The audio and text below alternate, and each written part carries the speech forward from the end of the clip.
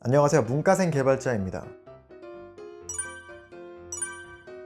여러분은 한국의 택시기사와 인도의 택시기사 중에 누가 더 많은 연봉을 받을 거라고 생각하시나요? 아무래도 한국이 인도보다 더 잘 사는 나라니까 더 많이 받을 것 같죠? 2018년 기준으로 서울시의 택시기사는 월평균 217만원을 벌었습니다. 그런데 인도의 택시기사는 월평균 14,693루피, 그러니까 한국 돈으로 23만원을 벌었습니다. 인도의 택시기사와 한국의 택시기사는 택시 운전이라는 똑같은 서비스를 제공하는데도 월급은 10배나 차이가 납니다. 이처럼 같은 서비스를 제공한다 해도 그 서비스에 대한 보상은 나라마다 달라질 수 있습니다. 그러면 한국의 개발자와 미국의 개발자의 연봉은 얼마나 차이가 날까요? 한국에서 컴퓨터공학 학사를 졸업하고 IT 대기업에 취직을 하게 되면 평균적으로 5천에서 6천, 많으면 6천 후반까지의 초봉을 받습니다. 이 정보는 네이버, 카카오, 삼성전자 등을 다니는 제 주위 친구들입니다. 하지만 미국에서 IT 대기업에 취직을 하게 되면 연봉은 얼마나 될까요? 우선 신의 직장이라 불리는 구글 먼저 살펴봅시다. 구글의 직급 체계는 L3에서 L10까지 총 8개입니다. 이때 신입사원이 속하는 L3의 평균 연봉은 17만 9,717달러입니다. 이 돈은 한국 돈으로는 2억 1,600만원입니다.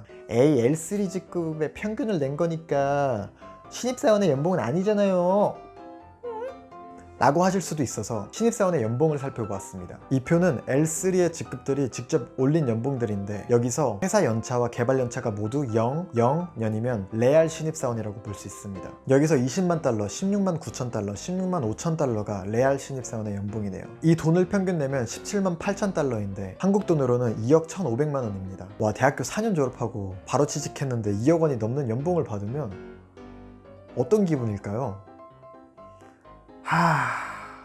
부럽네요. 왜 천조국이라고 하는지 알 것 같습니다. 또 다른 유명한 IT 기업인 페이스북을 살펴봅시다. 페이스북의 직급 체계는 E3에서 E9까지 총 7개의 직급 체계인데, 여기서 신입사원이 속하는 E3의 평균 연봉은 18만 3,559달러입니다. 이 돈을 원화로 환산하면 2억 2천만 원 정도 됩니다.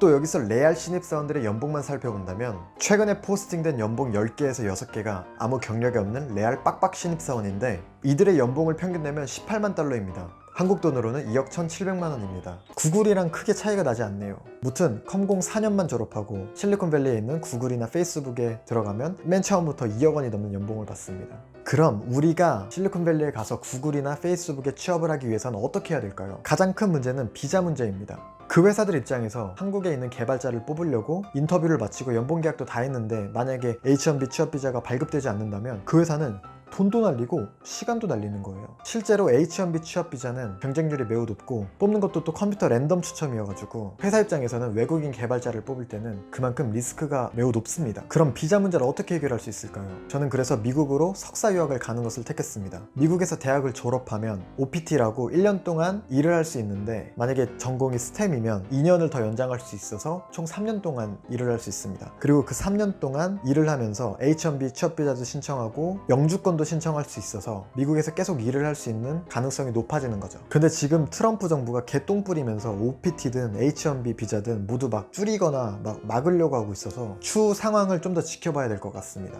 이번 영상에서는 한국 개발자와 미국 개발자의 초봉을 비교해 보았습니다. 같은 서비스를 제공한다 해도 그에 대한 보상은 나라마다 다를 수 있습니다. 본인이 제공하는 서비스에 대해 더 값진 보상을 돌려주는 나라로 떠나보는 건 어떨까요? 감사합니다.